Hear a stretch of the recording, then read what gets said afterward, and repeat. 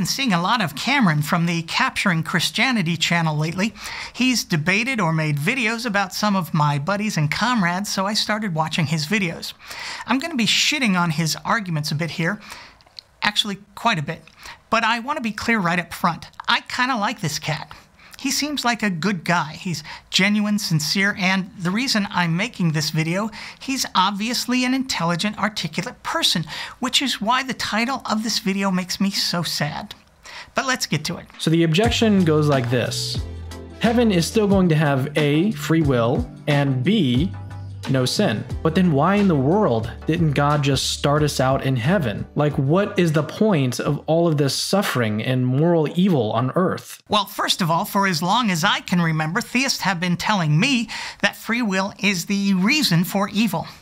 God has to allow us to freely choose good over evil, even though He knew exactly what we would choose. Don't expect this stuff to make sense. If there's no sin in heaven, what kind of freedom are we going to have? I can choose between doing this good thing and doing this other good thing.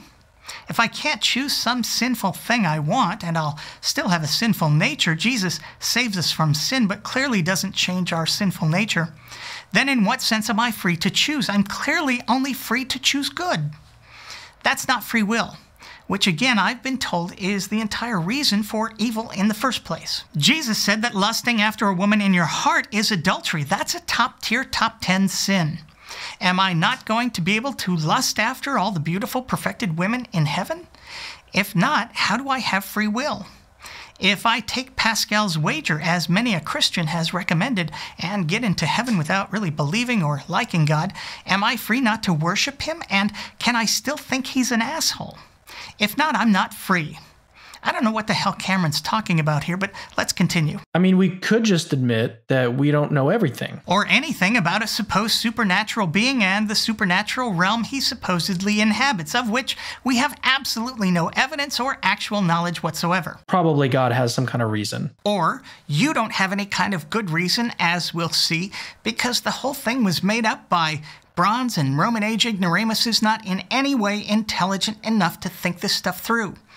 And you likely bought it without really thinking about it either, probably because of some overwhelming emotional experience or simple indoctrination as a kid. And I mean, the Bible doesn't say that we should know the reasons behind everything that God does. And we also definitely shouldn't fall into the trap of trying to bluff an answer when you don't actually have an answer. As you're about to do? I can think of at least 3 reasons that God would have to not just start everyone out in heaven. Let the bluffing of the answer begin. In general, it's just an extremely great good that people can choose to be in heaven. Can we now? Well, then I choose to be in heaven right now.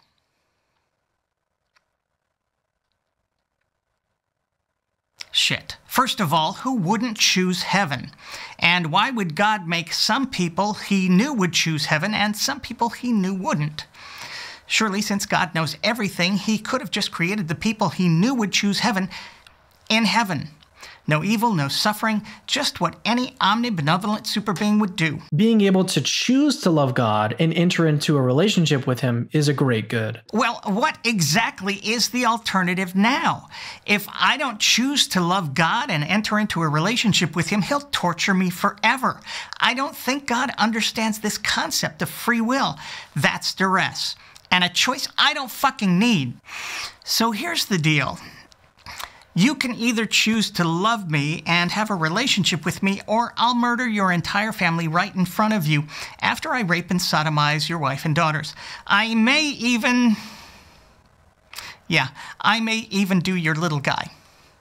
Where exactly is the great good again? Suppose that a scientist, like a mad scientist, came up with some kind of love serum that could make anybody you want fall in love with you. Like, it might be fun to dream or think about using this serum on somebody, but would you actually want to use it? Wouldn't forced love be less valuable than actual genuine love from someone coming to love you on their own volition? Yes it would. So why the fuck is your God threatening me with eternal torture if I don't want a relationship with him?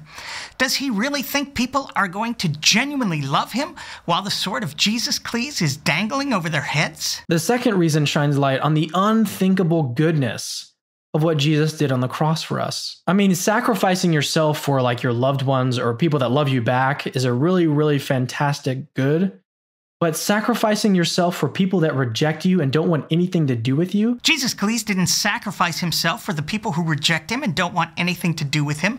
Those people are going to be tortured forever. Like, can you even imagine a greater act of love than that? Than saving the people who love you under great duress and torturing forever the people who won't pretend such a thing? Yes, I can. Without any effort whatsoever. But notice that none of this can happen, what Jesus did on the cross. It can't happen without the existence of sin. Well, I'm glad to see a religious person finally admitting that it really is all about him, God. He was obviously bored in his timeless void of nothingness and thought, you know, I'll create sentient beings and put them into an environment of evil with a sinful nature so that I can go down and sacrifice myself to myself and they'll all love me and praise me for it. Or else, because I'll make them too fucking stupid to realize that this miserable place never had to exist. Except for my need to play the hero. Jesus can't save us or sacrifice himself for us if we don't need any saving. Okay, I know I said at the beginning that I thought this guy was intelligent, and I do. But these are the kinds of stupid things religions make people say. Jesus Christ starts the fire, then puts it out, and for that we're all supposed to be grateful after all the damage the fire did to us and our belongings? That's a fucking sociopath. How does Cameron not see that? God wanted to play hero, so we all have to suffer horrifically and die? Cameron, buddy, that's not love. That's Stockholm Syndrome. We'll have to look at the rest of this nonsense in part 1. Until then, I'll continue to be that guy with the secret. Thanks for watching.